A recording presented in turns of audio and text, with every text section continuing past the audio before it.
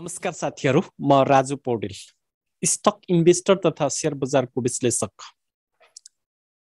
नेपालको शेयर बजारमा कारोबार हुने विभिन्न सेक्टरहरूले आर्थिक वर्ष 78-79 को फर्स्ट क्वार्टरको रिपोर्ट प्रकाशन गरिराखेका छन्। त्यसैमध्ये अहिलेको बुल मार्केटमा सबैभन्दा हटकेकको रूपमा रहेको हाइड्रो पावर सेक्टरले पनि विभिन्न कम्पनीहरूले फर्स्ट क्वार्टरको रिपोर्ट प्रकाशन गरिसकेका छन्। ती फर्स्ट क्वार्टरको रिपोर्ट प्रकाशन गरिसकेका हाइड्रो पावर कम्पनीहरू मध्ये फन्डामेन्टलका विभिन्न टुल्सहरूबाट अध्ययन गरेर हेर्दाखेरि टप 5 कम्पनीभित्र कुन कुन कम्पनीहरू पढ्न सफल भएका छन् भन्ने बारेमा आज यो महत्त्वपूर्ण जानकारीमूलक भिडियो लिएर तपाईहरु समक्ष प्रस्तुत भएका छौं। यो भिडियो हेरिसकेपछि हाइड्रो पावर कम्पनीको कुन कम्पनीमा लगानी गर्दा राम्रो हुन्छ, उचित रिटर्न पाउन सकिन्छ भन्ने कुराको जानकारी तपाईहरुले पाउनु नै हुनेछ भन्ने आशा मैले लिएको छु। र नेपालको शेयर बजार अथवा कुनै पनि देशको शेयर बजार भनेको उच्च जोखिमको क्षेत्र हो। यहाँ हामीले नबुझिकन, अध्ययन नगरिकन, नसिकिकन लगानी गर्यो भने हाम्रो लगानी डुब्न सक्छ। त्यसकारण नयाँ लगानीकर्ता साथीहरू जो लाखौंको लाख रूपमा शेयर बजारमा प्रवेश गरिराख्नु भएको छ र पुराना साथीहरू जो नबुझिकन लगानी गरिराख्नु भएको छ, त्यस्ता साथीहरूलाई लक्षित गरेर हामीले विभिन्न प्रकारका शेयर तालिमहरू, शेयर शिक्षा कार्यक्रमहरू सञ्चालन गर्दै आइराखेका छौं। त्यही क्रमलाई निरन्तरता दिँदै यही मंसिर 4 गते अर्थात् भोलिबाट हामीले online stock trading, zoom trading कार्यक्रम सञ्चालन गर्न गइराखेका छौं। जुन कार्यक्रममा हामीले शेयर बजारका बेसिक कुराहरू र कम्पनी कसरी छान्ने भन्ने बारेमा फन्डामेन्टल एनालाइसिसका कुराहरू र कम्पनी छानिसकेपछि कति बेला मार्केटमा इन्ट्री हुने, कति बेला मार्केटबाट एक्जिट हुने, मार्केटको ट्रेन्डको अवस्था के छ, प्रॉफिट बुक कति बेला गर्ने, स्टप लस कति बेला गर्ने र डेटा एनालिटिक्सहरू कसरी अध्ययन गर्ने भन्ने बारेमा महत्त्वपूर्ण टेक्निकल एनालाइसिससँग सम्बन्धित कोर्स लिएर तपाईहरु समक्ष हाजिर भएका छौं। जुन 10-12 दिन हाम्रो कोर्स चल्नेछ, दिनको 2 घण्टाको दरले। यदि तपाईहरु त्यो कार्यक्रममा सहभागी भएर शेयर बजारका बेसिक, फन्डामेन्टल र टेक्निकल एनालाइसिससँग सम्बन्धित कोर्सहरू सिक्न चाहनुहुन्छ भने ब्यानरमा उल्लेख गरिएको हाम्रो भाइबर नम्बर, व्हाट्सएप नम्बर, इमो नम्बर र मोबाइल नम्बर र हाम्रो फेसबुक पेजमा कन्ट्याक्ट गरेर तालिमको बारेमा डिटेल बुझेर भोलि बेलुका 6 बजे भित्रमा हामीलाई नाम दर्ता गराउन सक्नुहुनेछ भन्ने कुराको जानकारी गराउँदै आजको यो महत्त्वपूर्ण जानकारीमूलक भिडियोतर्फ तपाईहरुको ध्यान केन्द्रित गराउन चाहन्छु। तपाईहरु हाम्रो यो स्टक गुरु युट्युब च्यानलमा पहिलो पटक भिजिट गर्दै हुनुहुन्छ र हाम्रो च्यानल र हामीलाई माया गर्नुहुन्छ भने तल लेखिएको सब्स्क्राइब बटनमा एक क्लिक गर्न नभुल्नु होला, साथै बेल बटनमा पनि क्लिक गर्नु होला र तपाईहरुलाई हाम्रो यो स्टक गुरु युट्युब च्यानलमा हार्दिक स्वागत गर्न चाहे। अब म तपाईहरुलाई आजको यो भिडियो तर्फ ध्यान केन्द्रित गराउन चाहन्छु। मैले यो 38 वटा हाइड्रो पावर कम्पनीले जो अहिलेसम्म रिपोर्ट प्रकाशन गरिसकेका छन्, यी हाइड्रो पावर कम्पनीहरू मध्ये टप 5 हाइड्रो पावर कम्पनीहरू कुन कुन पढ्न सफल हुन्छन् विभिन्न इन्डिकेटरहरूको आधारमा भन्ने बारेमा एउटा जानकारीमूलक भिडियो लिएर प्रस्तुत भएको छु। प्राइसको आधारमा सबैभन्दा हाईएस्ट प्राइस भनेको माउन्टेन एनर्जी नेपाल लिमिटेडको 1170 रहेछ, रुरुको 1050 रहेछ, रिडी हाइड्रो पावर लिमिटेडको 838 रहेछ,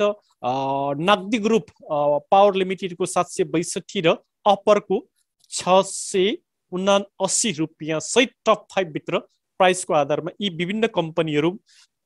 माउन्टेन एनर्जी 1 नम्बरमा र 5औं नम्बरमा अपर पढ्न सफल भएको देखिन्छ। त्यस्तै गरी पेड अप क्यापिटलको आधारमा सबैभन्दा बढी पेड अप क्यापिटल भएको कम्पनी अपर तामाकोसी हाइड्रो पावर लिमिटेड जसको 10 अरब 59 करोड यसको पेड अप क्यापिटल रहेछ भने दोस्रोमा चिलिमी हाइड्रो पावर कम्पनी लिमिटेड जसको 6 अरब 28 करोड 7,39,000 यसको पेड अप क्यापिटल रहेछ। तेस्रोमा चाहिँ Rasuwagadhi hydro power company limited जसको 6 अरब 15 करोड 78,90,000 यसको पेड अप क्यापिटल रहेछ भने चौथोमा चाहिँ सान्जेन जलविद्युत कम्पनी लिमिटेड जसको 3 अरब 28 करोड 50 लाख यसको पेड अप क्यापिटल रहेछ र पाँचौंमा चाहिँ बुटोल पावर कम्पनी लिमिटेड जसको 2 अरब 95 करोड 13,61,000 पेड अप क्यापिटल रहेछ। यसरी पेड अप क्यापिटलको आधारमा सबैभन्दा बढी स्ट्रङ कम्पनीको रूपमा upper Tamakoshi hydro power company limited देखा पर्यो भने 5औं नम्बरमा बुटोल पावर कम्पनी लिमिटेड देखा परेको छ। त्यसै गरी हामीले अर्को महत्त्वपूर्ण इन्डिकेटर जो रिजर्भ हो, जुन रिजर्भबाट लगानीकर्तालाई कम्पनीले बोनस वितरण गर्छ, त्यो रिजर्भको आधारमा सबैभन्दा बढी रिजर्भ भएको बुटोल पावर कम्पनी जसको 4 अरब 13 करोड 38,39,000 यसको रिजर्भ रहेछ भने दोस्रोमा Chilime Mai hydro power company limited जसको चाहिँ 4 अरब 3 करोड 17,90,000 भन्दा बढी यसको रिजर्भ रहेछ। तेस्रोमा सानीमा my hydro power company limited जसको 92 करोड 16,22,000 भन्दा बढी यसको रिजर्भ रहेछ भने चौथोमा माउन्टेन इनर्जी नेपाल लिमिटेड जसको 70 करोड 82,95,000 भन्दा बढी यसको रिजर्भ रहेछ र पाँचौं नम्बरमा Ridi hydro power limited company लिमिटेडको जसको 45 करोड 57,84,000 भन्दा बढी रिजर्भ रहेछ। त्यस्तै गरी छैटौँमा एकेपिएल, सातौँमा एचपिसी त आठौँमा चाहिँ कालिका देखा परे। यसरी रिजर्भको आधारमा सबैभन्दा बलियो रिजर्भ बनाएर बस्न सफल बुटवल पावर कम्पनी लिमिटेड एक नम्बरमा पर्न सफल भयो भने पाँचौं नम्बरमा चाहिँ Ridi hydro power company limited पर्न सफल भएको देखियो। त्यसै गरी gross income from power sale, बिजुली बेचेर सबैभन्दा बढी ग्रोस इन्कम गर्ने कम्पनीमा अप्पर तामाकोसी हाइड्रो पावर जसको 1 अरब 72 करोड 77,51,000 भन्दा बढी यसले बिजुली बेचेर ग्रोस इन्कम गर्न सफल भएछ भने दोस्रोमा माउन्टेन इनर्जी नेपाल जसको 38 करोड 71,57,000 भन्दा बढी यसले बिजुली बेचेछ बढीको। त्यस्तै गरी तेस्रोमा चिलिमे माई हाइड्रो पावर जसको 35 करोड 16,78,000 भन्दा बढी ग्रोस इन्कम रहेछ। चौथोमा चाहिँ सानीमा माई हाइड्रो पावर जसको 32 करोड 45,53,000 यसको चाहिँ ग्रोस इन्कम रहेछ भने पाँचौँमा चाहिँ एकेपिएल अरुण काबेली पावर लिमिटेड जसको 26 करोड 69 लाख यसले चाहिँ बिजुली बेचेर फर्स्ट क्वार्टरमा ग्रोस इन्कम गर्न सफल भएको देखियो। यसरी पावर सेल्स गरेर ग्रोस इन्कम गर्ने कम्पनीमा पनि अप्पर तामाकोसी एक नम्बरमा, दोस्रोमा माउन्टेन इनर्जी देखियो भने पाँचौँमा एकेपिएल, त्यस्तै छैटौँ सातौँ आठौँमा एमएचएनएल, यस्तै गरी सिङ्गटी बुटवल पावर देखा परे भने अब अपरेटिङ प्रफिटको आधारमा सबैभन्दा बढी अपरेटिङ प्रफिट आर्जन गर्न सफलमा यो फर्स्ट क्वार्टरमा अप्पर तामाकोसी नै देखा परेको छ जसको अपरेटिङ प्रफिट 1 अरब 36 करोड 64,36,000 भन्दा बढी यसको अपरेटिङ प्रफिट देखा पर्यो भने दोस्रोमा चाहिँ Ridi hydro power company limited जसको चाहिँ 61 करोड 58,76,000 भन्दा बढी यसको अपरेटिङ प्रफिट छ भने तेस्रोमा माउन्टेन इनर्जी नेपाल लिमिटेडको 31 करोड 83,76,000 भन्दा बढी यसको चाहिँ अपरेटिङ प्रफिट देखा परेको छ भने अर्को चाहिँ सानीमा my hydro power company limited जसको चाहिँ 28 करोड 9,82,000 भन्दा बढी यसको अपरेटिङ प्रफिट छ भने पाँचौँमा चाहिँ Chilime Mai hydro power company limited देखा पर्यो जसको चाहिँ 23 करोड 59,07,000 यसको चाहिँ अपरेटिङ प्रफिट देखा पर्यो भने यसरी छैठौँमा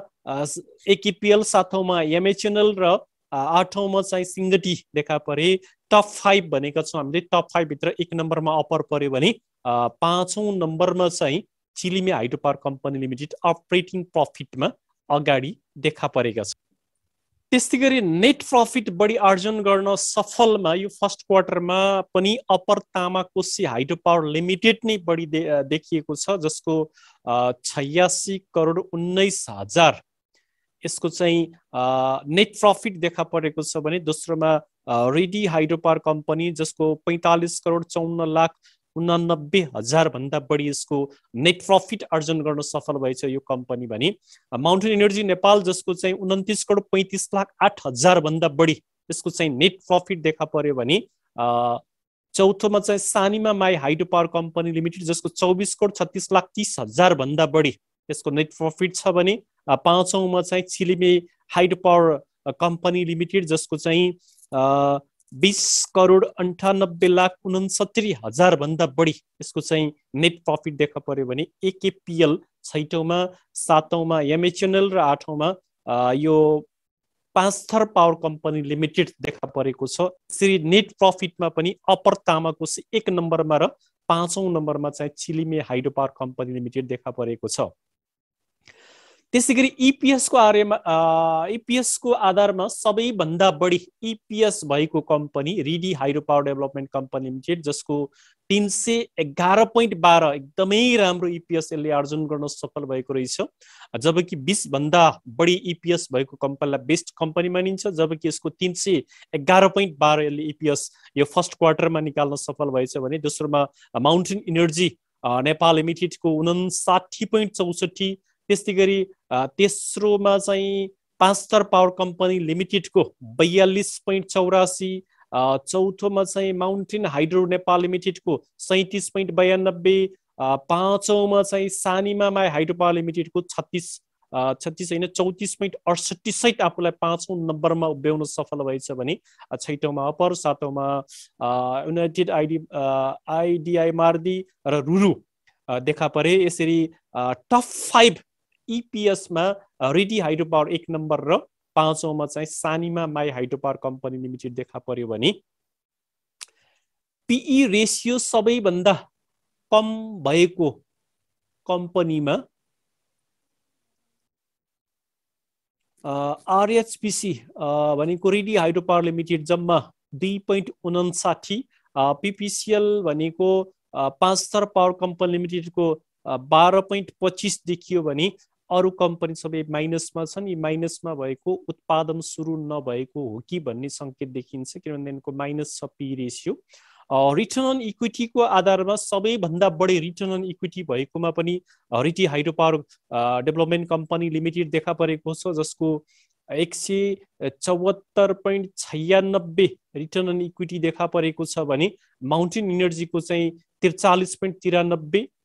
रिटर्न अन इक्विटी नै यति धेरै हाई देखिएको छ यो कम्पनीको। त्यसै गरी 5 स्टार पावर कम्पनी लिमिटेडको 40.42, MHNL भनेको माउन्टेन हाइड्रो नेपालको 38.61, अपरको चाहिँ 33.11 सहित टप 5 भित्र RHPC 1 नम्बरमा र पाँचौंमा अपर, त्यसपछि युनाइटेड आइडी मर्दी छैटौं, राइरुङ सातौं र सानिमा माई हाइड्रो आठौंमा देखा परेका छन् भने बुक भ्यालुको आधारमा सबैभन्दा बढी बुक भ्यालु भएको बुटुल पावर कम्पनी लिमिटेड, जसको 240.07 यसको चाहिँ बुक भ्यालु देखियो। 200 भन्दा माथि बुक भ्यालु भएको कम्पनी बेस्ट मानिन्छ भने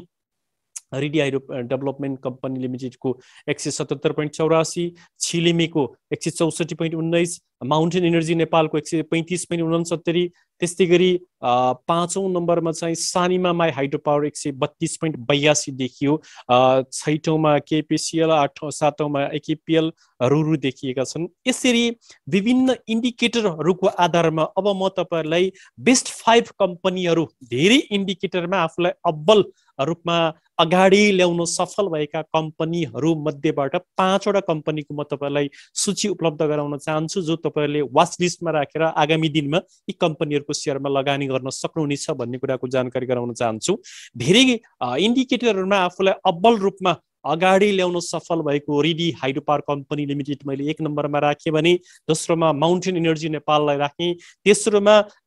विगतमा अलिक कमजोरी विभिन्न इन्डिकेटरहरुमा माइनस र 81 अहिले फर्स्ट क्वार्टरमा धेरै इन्डिकेटरमा आफूलाई अगाडि ल्याउन सफल अपर तामाकोसी राख्न चाहे भने चौथोमा चाहिँ मैले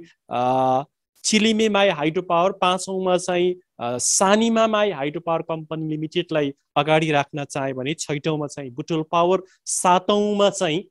AKPL र आठौंमा चाहिँ MHNL यस्ता कम्पनीहरूको लिस्ट मैले तपाईहरुलाई उपलब्ध गराएँ 8 वटा कम्पनीहरूको, र त्यसमा पनि टप 5 कम्पनीहरू मैले तपाईहरुलाई उपलब्ध गराएँ, तपाईहरुलाई जानकारी गराएँ। तपाईहरुले पनि आफैले पनि अध्ययन गरेर विस्तृत रूपमा बुझेर यी कम्पनीहरूको लिस्ट पत्ता लगाउन सक्नुहुन्छ। हाम्रो यो भिडियो तपाईहरुलाई कुनै शेयर खरिद गर्नको लागि प्रोत्साहित गर्ने उद्देश्यले निर्माण गरिएको होइन, खाली शेयर शिक्षा दिने उद्देश्यले मात्र निर्माण गरिएको हुनाले हाम्रो भिडियोलाई आधार मानेर शेयर खरिद बिक्री गर्ने काम नगर्नु होला भन्दै आजलाई म यो भिडियोबाट बिदा हुनुभन्दा अगाडि यस्ता महत्त्वपूर्ण जानकारीमूलक भिडियोहरू हेरिसकेपछि शेयर गर्नु नभुल्नुहोला, साथै लाइक र कमेन्ट गर्नु होला, पोजिटिभ फिडब्याक दिनु होला भन्दै आजलाई म बिदा हुन्छु। हस्त नमस्कार, फेरि अर्को भिडियोमा भेटौँला।